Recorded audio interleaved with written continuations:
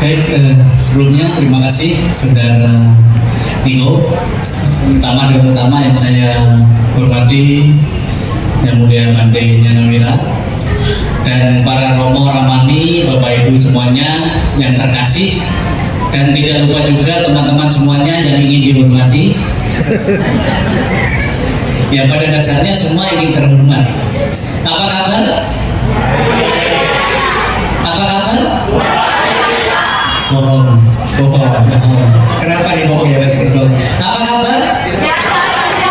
Nah, masih ingat ini? Oh iya. Apa kabar? Biasa saja. Sekali lagi nanti kalau saya tanya apa kabar, jawabnya biasa saja ya. Apa kabar? Biasa saja. Karena kalau Bapak Ibu bilang baik, di sini sedang ada yang terluka, kita tidak tahu. Dan kalau kita bilang tidak baik, ada yang sedang berbahagia. Baik, tapi hari ini kita tidak membahas tentang kabar, karena saya yakin kita semuanya kabarnya biasa saja, baik buruk itu semuanya karena kita sendiri yang menyebabkan. Tetapi kita akan berbicara tentang bisnis. Walaupun saya bukan pebisnis, di antara dua orang di samping saya yang pebisnis. Nah, kita ini satu generasi.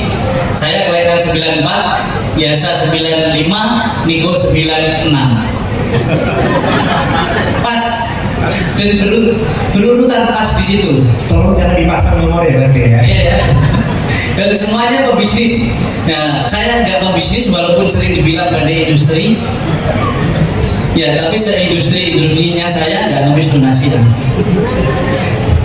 Kita berbicara tentang bisnis.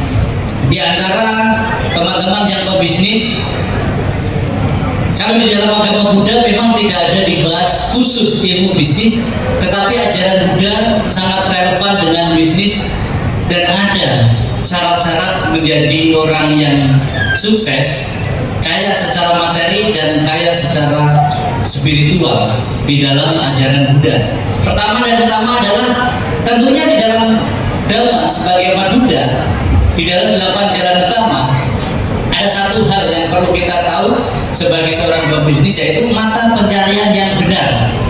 Bapak Ibu, di sini semuanya mata pencarian yang benar, angkat tangan.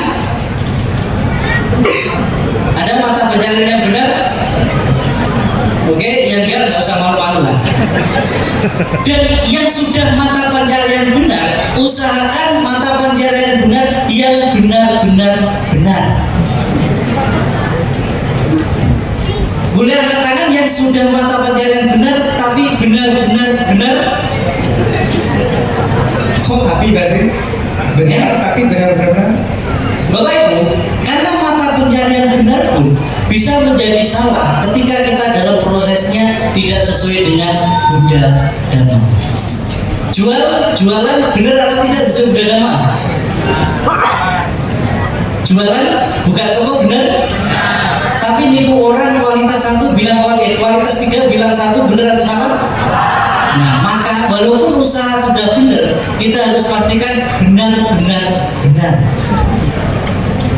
Apalagi yang salah. Karena di dalam bisnis Buddhis, kalau iya iya, kalau enggak enggak, jangan enggak.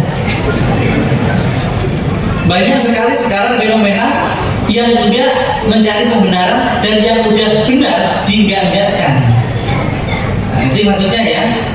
Kita semua jadi sini pebisnis. Saya juga bisnis. Saya sudah hampir 10 tahun bisnis, menekuni bisnis sekarang, yaitu jualan ajaran Buddha.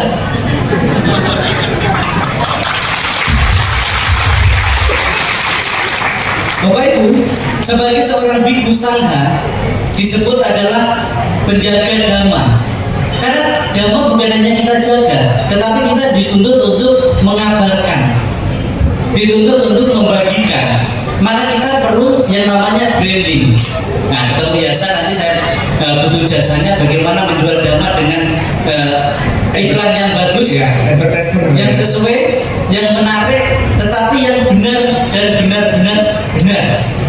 Karena kita harus hidup dari apa yang kita pelajari di dalam agama Buddha. Karena kita terlahir sebagai manusia, menjadi seorang yang mapan, menjadi orang yang sukses, biar bermanfaat dan berguna bagi manusia lainnya. Bukan kita pura-pura hidup sederhana, tetapi memanfaatkan manusia lainnya. cie yang memanfaatkan. Bukan berarti dilarang kita menjadi orang yang kaya, tetapi harus kaya secara damai dan kita memang harus mengandung makna. Karena kelahiran sebagai manusia tidak cukup hanya berkembang biak, tetapi harus berkembang baik. Ini satu kalimat yang mungkin agak kasar, tapi sering ingin saya katakan. Bahkan kita kalau menjadi orang yang sukses, bukan hanya secara sukses materi, tetapi kita juga harus sukses secara spiritual, secara batin. Jadi kesuksesan kita berdampak kebahagiaan bagi orang lain, bukan hanya merenggut kebahagiaan orang lain. Karena kesuksesan yang merenggut kebahagiaan makhluk lain bahkan orang lain, maka di situ tidak mendapatkan kebahagiaan, tetapi hanya menghasilkan kegembiraan sesaat yang berakhir semu, yang berakhir sendu, bahkan luka, duka, merana, gundah dan lain sebagainya.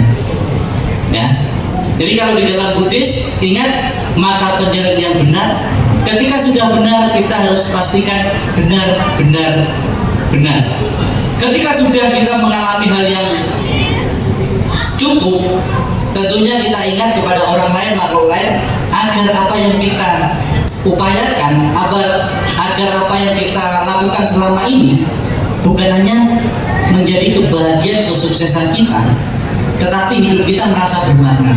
Jadi Bapak Ibu, beberapa bulan yang lalu, tepatnya mungkin 1 tahun yang lalu, waktu saya sedang di Papua, ada nomor tak dikenal telepon saya.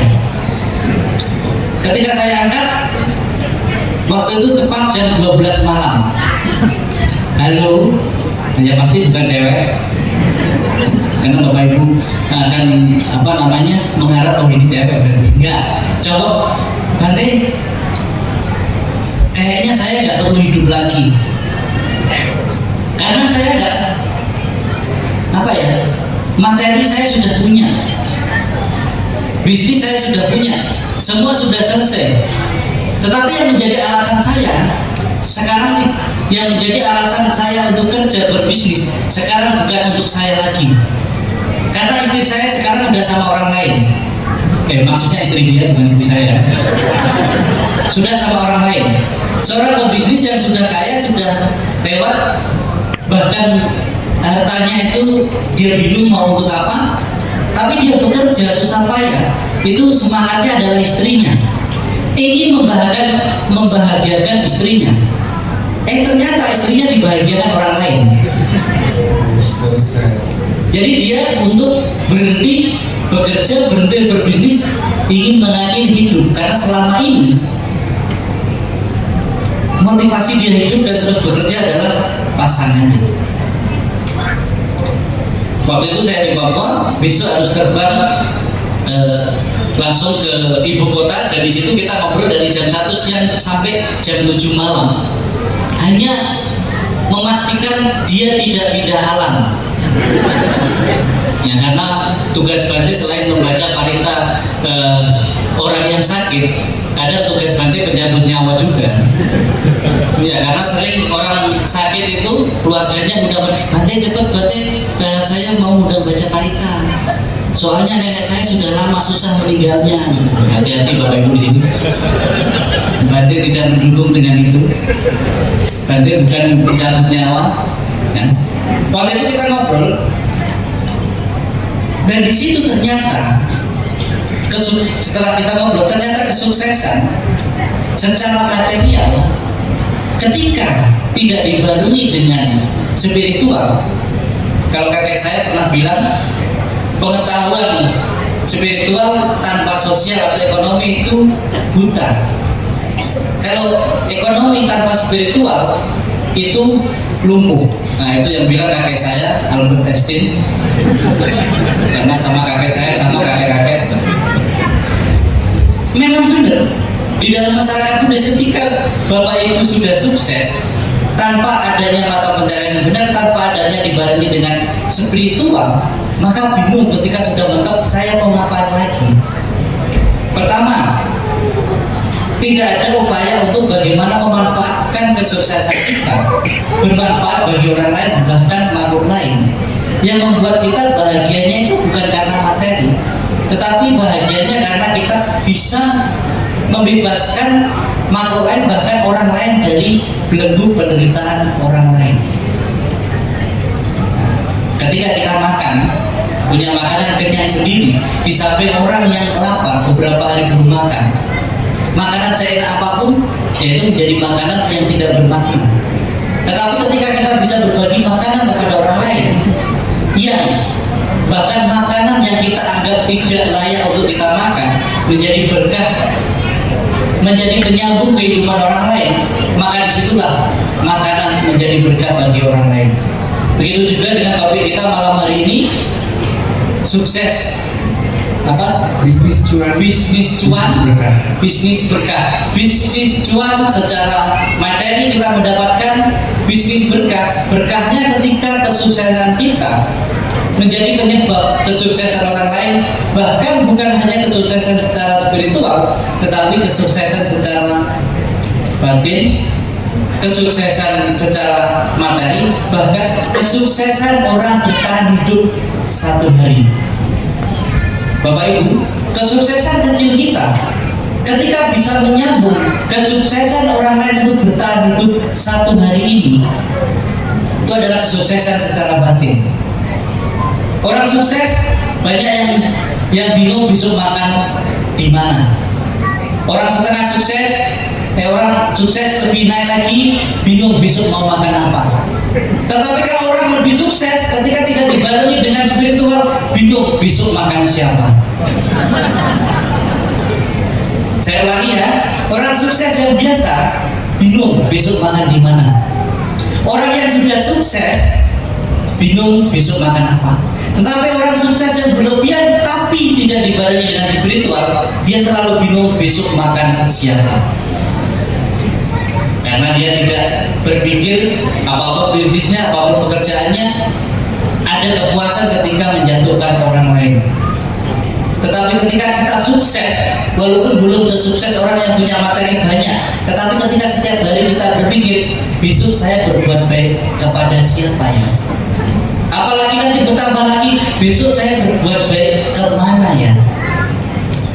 Terus besoknya lagi kita berpikir, siapa ya yang membutuhkan saya untuk saya bantu? Maka itu sesuai kesuksesan dan membawa berkah, tidak mengakibatkan musibah, dan benar-benar selamat. Alhamdulillah. Alhamdulillah ya. Kita itu bukan bahagia di kehidupan sekarang, tapi kehidupan yang akan datang. Bahkan kesuksesan materi kita membawa kesuksesan secara spiritual di kehidupan yang akan datang, bahkan hingga merealisasi pembebasan. Mungkin itu pemaparan pembukaan dari saya. Terima kasih. Terima kasih.